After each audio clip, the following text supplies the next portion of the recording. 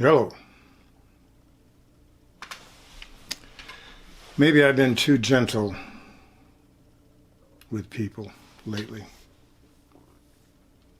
And I'm talking to the people that are not coming forward, who know what happened out at the bridge in Delphi. They know who BG is and all that. You know, I played the good retired cop. Today I feel like the bad retired cop. And I want to run by a couple of things that you might want to listen to if you know who did it, how they did it, who else is involved, etc. And especially if you've already lied to the cops. I want to digress a few days. You may not be aware of a situation out in Salida, Colorado. Probably not.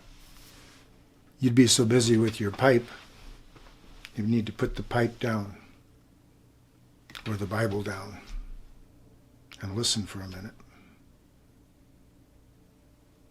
Out in Salida, a guy by the name of Morphy was just arrested a couple of days ago.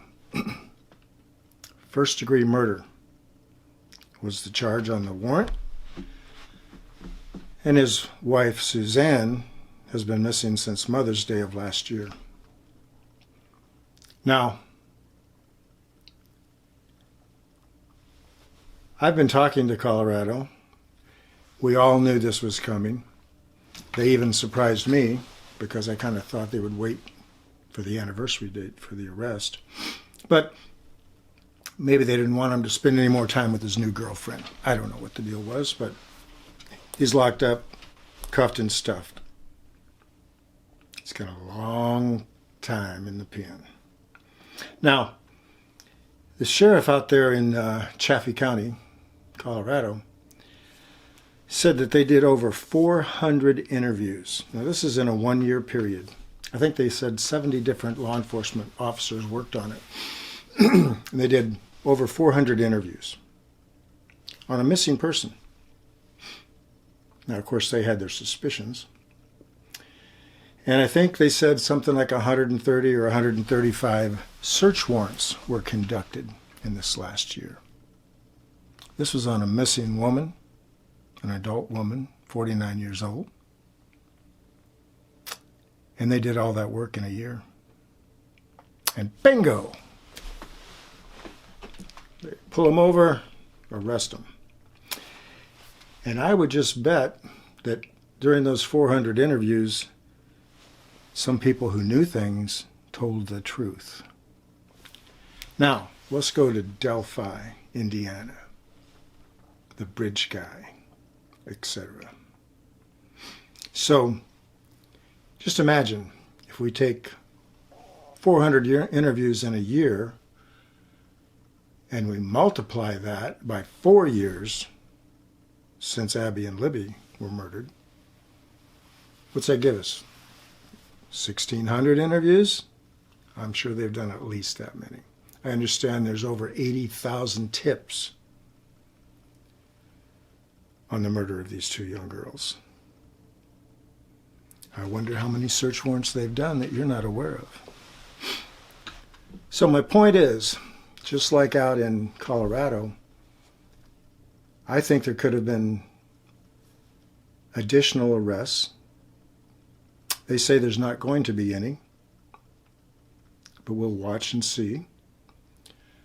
But I think if some people had not told the truth, there might have been some other arrest warrants issued that same day. So, for those of you who know who Bridge Guy is and are refusing to come forward because you're afraid, because you're too loyal to him, whatever the case might be, just imagine if when that arrest warrant is signed by the judge and they come and get Bridge Guy, they might have some extra arrest warrants on that same day.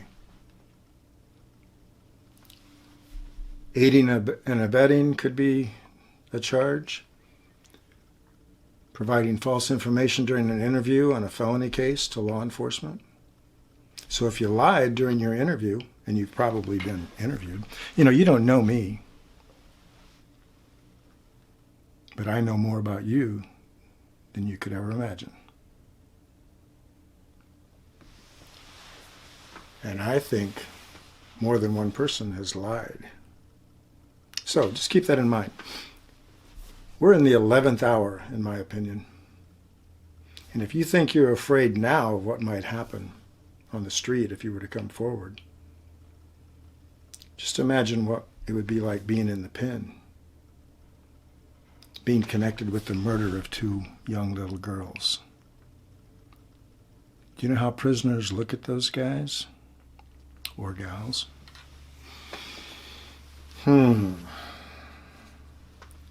Well, you might find a new romance in there, who knows? Anyway, I think it's time for you to rethink things, because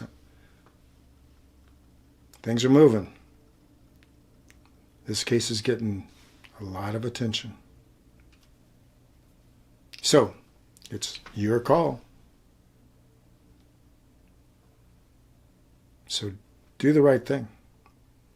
If you're involved, go get an attorney, share your story, and let your attorney handle it from there. Find a good criminal attorney and let them handle it for you. So, again, I think we're in the 11th hour. Time is running out. I can feel it. I could feel it in Colorado. They even surprised me. I knew it was coming, but they surprised me. I think this one's coming too. So, I'm going to leave it at that. I've said this before. Just throwing it out one more time. They say the early bird gets the worm. Well, the first snitch that comes forward is the one that gets the sweetest deal. I've seen it over and over. If you want to save your butt, you better think about that. Could have several meanings there. You need to come forward, get this off your back. All right, I'm done. Some of you may be wondering why I'm wearing a bandana. A little out of character for me. First of all, it's I want to show a little respect to Gonzo. You got a heart of gold, bud. Stay with it. Second reason I have a bandana on is for a fellow that calls himself Bandana Man, Sean Harmon. Not very many people would have the kahunas to do what you've been doing for the last 2 months. You may or may not be right. We'll see. It's being looked at. But for what you've done, and for the couple of hours or more that you took questions from the public live, not very many people could do that. You stood your ground. I have all the respect in the world for you, and thousands of other people do too. You need to realize that. You have a lot of support. Not very many people could do what you've done. Keep the faith, bud. All right, and wrap this up, please. If you want to see me get a little more graphic, and I'll tell you more about some stories of my experiences. Some of you are asking for those. Subscribe to my channel, please. I'm going to get off here, share this, like it, and have a good day. I think it's coming.